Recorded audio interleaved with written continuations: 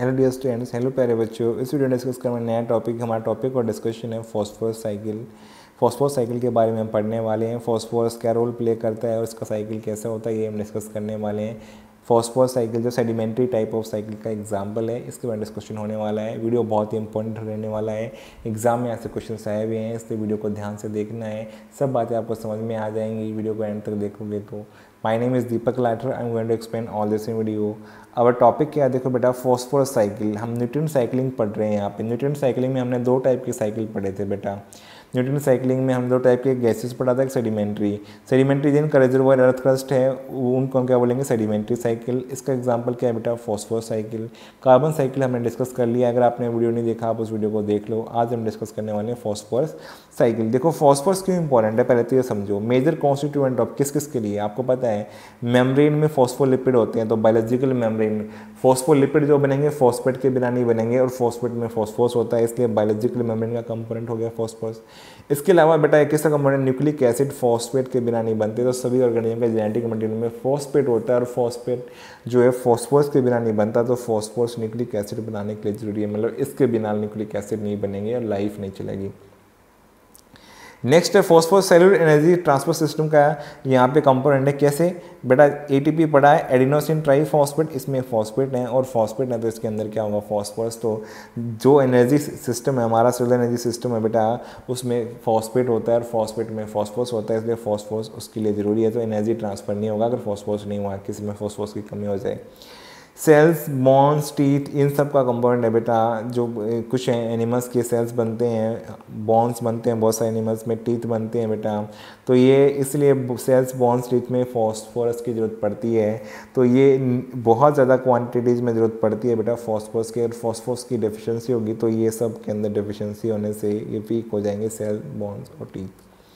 तो आपने इसकी इंपॉर्टेंस समझ ली है। अब इसलिए इसको जो यहाँ पे साइकिल करना जरूरी है। नेचर में इसका साइकिल कैसे चलता है, देखो इसका जो सोर्स है बेटा, रिजर्वोयर है वो रॉक मिनरल्स हैं, इसलिए सेडिमेंट्री टाइप ऑफ साइकिल है।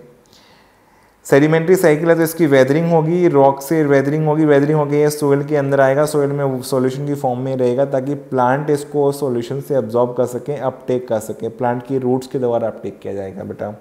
तो अपटेक किया जाएगा, सारा तो अपटेक नहीं हुआ, हो सकता है कुछ वहाँ पे लॉस भी हो जाए तो रन ऑफ हो जाएगा। तो जितना सोइल के अंदर आया था बेटा उसमें सारा अपटेक नहीं होगा, हो सकता है कुछ पार्ट उसका रन ऑफ होकर वापस नीचे चला जाए। तो रॉक मिनरल्स जो है वेदरिंग होने से फॉस्फोरस रिलीज होगा, सोइल सॉल्यूशन में आएगा और यहाँ से प्लांट अपटेक कर लेंगे, प्रोड्यूसर्स अपटेक कर लेंगे। प्रोड्यूसर से कौन खाएगा बेटा, कंज्यूमर्स। तो एक प्रोड्यूसर की बॉडी में, जो प्लांट की बॉडी में फॉस्फोरस था वो किसके पास चला जाएगा, कंज्यूमर्स के पास। कंज्यूमर्स ने कंज्यूम किया या फिर प्रोड्यूसर ने उसको जो अपटेक किया था बेटा, जब दोनों की डेथ होगी, डेट्राइटस बनेगा या डेड रिमेन बनेंगे कंज्यूमर्स के, एनिमल्स के या प्लांट के, लिटर फॉल होगा बेटा, जैसे कि लीफ गिर गया, कोई पार्ट गिर गया या पूरा प्रोड्यूसर मर गया, तब भी क्या होगा, डेट्राइटस बन जाएगा उसका डेड रिमेन। फिर इसका क्या होगा बेटा, डिकम्पोजिशन, इसमें फॉस्फोरस निकलेगा। और डिकम्पोजिशन कैसे होता है ये हम ऑलरेडी पढ़ चुके हैं इस चैप्टर के अंदर, वो वाला वीडियो आप देख सकते हो, इसमें डिकम्पोजिशन का डिस्कशन हुआ है। और फिर से वापस से सोइल सॉल्यूशन में पहुंच जाएगा बेटा हमारा यहाँ पे फॉस्फोरस, और उस फॉस्फोरस का हो सकता है वापस से अपटेक भी हो जाए या कुछ पार्ट इसका रन ऑफ हो जाए। तो इसलिए इस प्रकार से जो है रॉक हमारा जो है यहाँ पे सोर्स होती है फॉस्फोरस की डेफिशिएंसी को पूरा करने के लिए।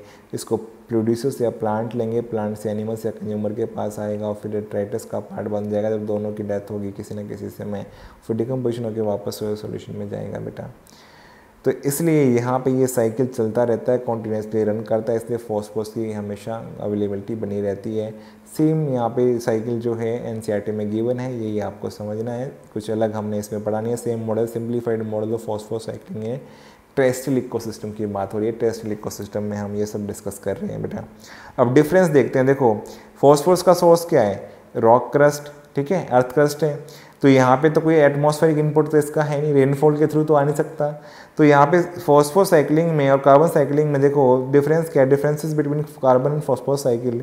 Atmospheric inputs of phosphorus through rainfall are much smaller than carbon input. Carbon तो क्या है, इसका कार्बन का सोर्स तो देखो एटमॉस्फेयर है, गैसियस है, तो इसका रिजर्वोयर तो एटमॉस्फेयर है, लेकिन फॉस्फोरस का क्या है, सेडिमेंट्री रॉक, अर्थ क्रस्ट है, तो इसका रेनफॉल के थ्रू तो इंक्रीज होने का चांसेस, इनपुट होने का चांसेस नहीं है बेटा सोइल में। नेक्स्ट है gases exchange of phosphorus between organism and environment and negligible, क्योंकि ये गैसेस फॉर्म में तो है नहीं कि इसका एक्सचेंज होता हो एटमॉस्फेयर के साथ, तो ये तो पॉसिबल नहीं है बेटा, इसलिए यहाँ पे गैसेस एक्सचेंज के कारण भी कंट्रीब्यूशन इसका होना निग्लिजिबल है बिटवीन ऑर्गेनिज्म एंड इन्वायरमेंट। तो इसलिए as compare to carbon cycle यहाँ पे दोनों बातें लिखी हुई हैं जो कि मेजर डिफरेंस है इन दोनों के बीच में। तो ये दोनों बातें थी जो कि डिफरेंस क्रिएट करती हैं between carbon and phosphorus cycle. Atmospheric input through rainfall कम है फॉस्फोरस की, और गैसेस एक्सचेंज से इसका जो है इम्पैक्ट जो है निग्लिजिबल है फॉर फॉस्फोरस। तो मुझे उम्मीद है सब बातें आपको समझ में आ गई, एग्जाम में आने वाले क्वेश्चन आप आराम से सोल्व कर जाएंगे। इससे वीडियो आपको पसंद आए वीडियो को लाइक करो, कमेंट करो, चैनल पर नए चैनल को सब्सक्राइब करो, अपने फ्रेंड के साथ शेयर करो। Thank you for watching the video.